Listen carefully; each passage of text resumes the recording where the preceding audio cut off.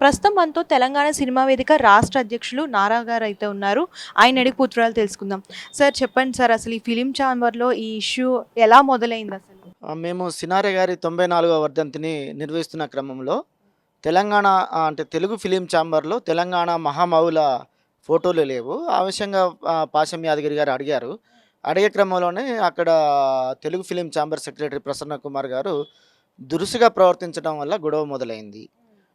కాబట్టి మేము ఆ రోజు గొడవ కూడా ప్రధాన కారణం కూడా ఏందంటే సినారె గారి ఫోటో, తర్వాత ఫైడి జయరాజ్ గారి ఫోటో, ప్రభాకర్ రెడ్డి గారి ఫోటో, కత్తి కాంతారావు గారి ఫోటోలు లేవక్కడ. చాలా చిన్నగా ఉన్నాయి జయరాజ్ గారి ఫోటో.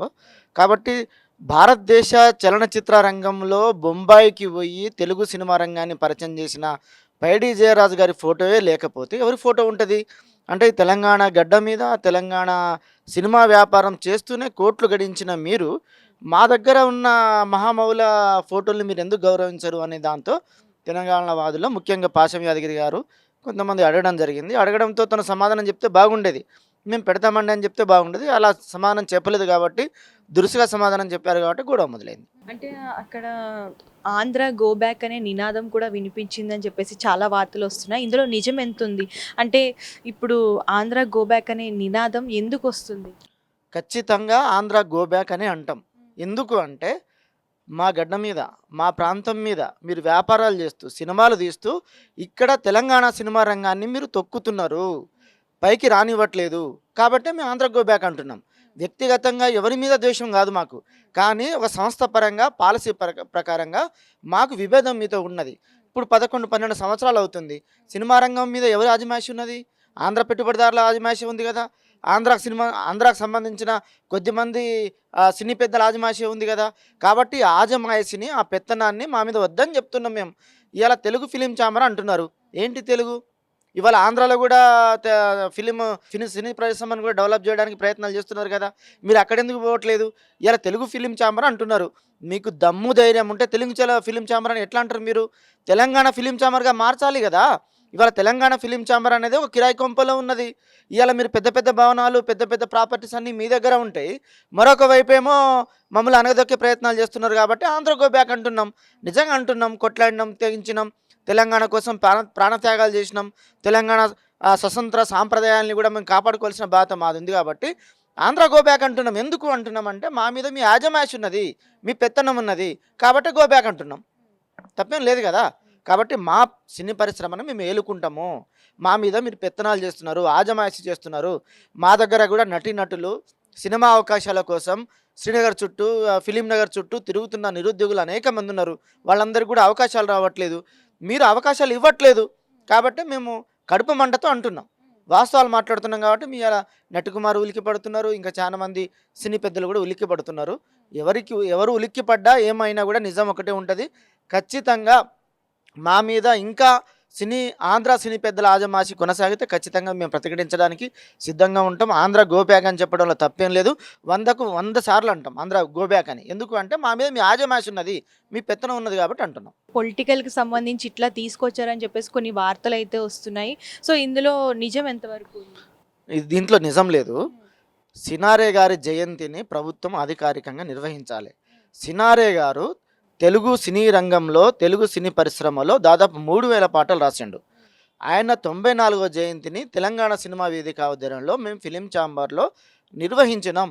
కానీ ప్రభుత్వమే అధికారికంగా నిర్వహించాలి, కానీ నిర్వహించలేదు. కాబట్టి మేము నిర్వహిస్తూ మాట్లాడుతున్న క్రమంలో ఇదంతా జరిగింది. అయితే ఇప్పుడు సినారె గారికి సంబంధించి పాటలతోటి కదా మీరు కోట్ల వ్యాపారం చేసిండ్రు. ఎన్టీ రామారావు గులేబా కావాలి అక్కడి నుంచి కదా ఇక్కడ వరకు ఆయన ప్రస్థానం మొదలైంది.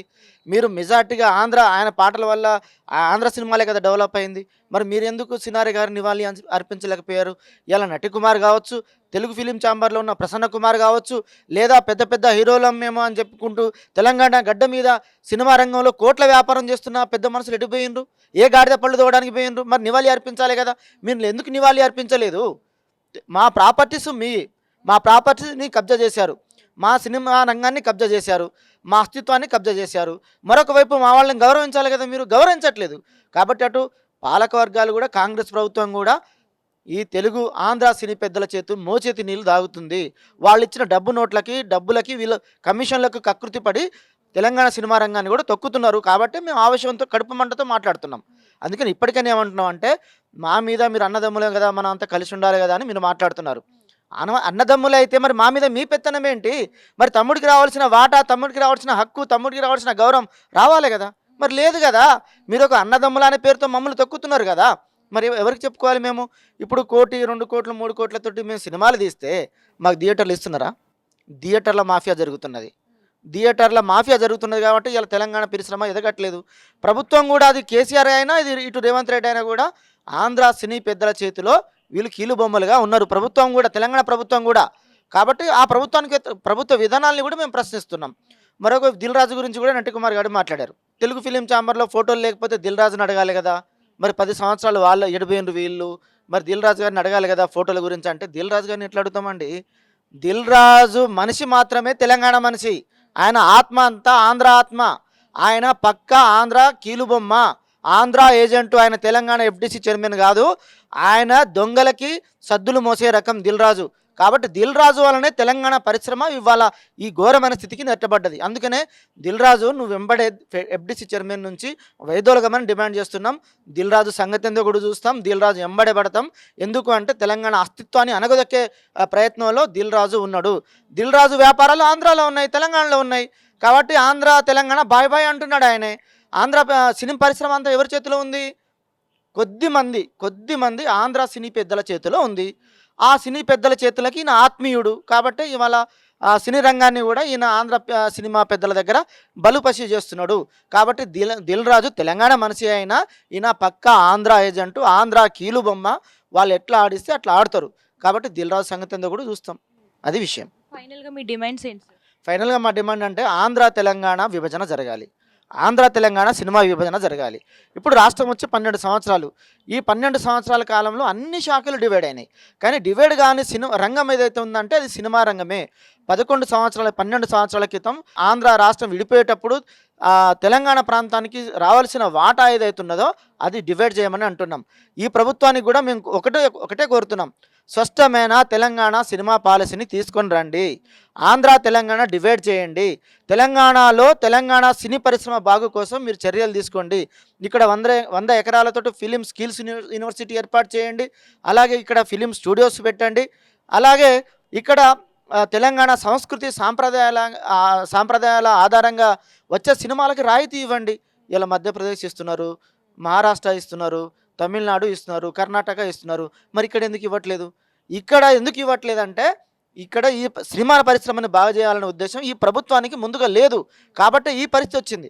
ఈ 12 సంవత్సరాల కాలంలో మన తెలంగాణ రాష్ట్రంలో మన ఫిలిం ఛాంబర్లో అయ్యా మీరు మా వాళ్ళ ఫోటోలు మీరు పెట్టండి అని అడుక్కోవాల్సిన దీనస్థితి ఎందుకు వచ్చింది? ఫోటోల కోసం ఎవరైనా లొల్లి చేస్తారు? ఎవరన్నా ఇంత దౌర్భాగ్యకరమైన అంశంలో తెలంగాణ సినిమా పరిశ్రమ ఉందంటే ఇవాళ తెలంగాణ ప్రొడ్యూసర్లు, నటులు, డైరెక్టర్లు, యాక్టర్లు ఆ కొద్ది మంది కూడా ఎవరి చేతిలో ఉన్నారు? ఆంధ్ర వాళ్ళ చేతుల్లో ఉన్నారు. ఇంత జరుగుతున్నా కూడా వాళ్ళకు నిమ్మకు నీరెత్తినట్టుగా వ్యవహరిస్తున్నారు ఈ కొద్దిమంది. అందుకనే చీము నెత్తురు ఏమన్నా ఉన్నా కూడా ప్రొడ్యూసర్లారా, డైరెక్టర్లారా, నటులారా, ఆంధ్ర పెత్తనం ఇంకా తెలంగాణ సినిమా మీద నడుస్తున్నది. కాబట్టి ఆ పెత్తనానికి వ్యతిరేకంగా నిలబడండి అని కోరుతున్నాం. వాళ్ళు నిలబడితే వాళ్ళకి అవకాశాలు రావు, తొక్కేస్తారు. కాబట్టి మమ్మల్ని ఎక్కడ తొక్కేస్తున్నారా అని చాలామంది లోపలనే భయపడుతున్నారు. కాబట్టి అలాంటి వాళ్ళు కూడా రండి ముందుకు, ఏమీ కాదు, తెలంగాణ సినిమా రంగాన్ని కాపాడుకుందామని తెలంగాణ సినిమా వేదిక నుంచి మేము డిమాండ్ చేస్తున్నాం.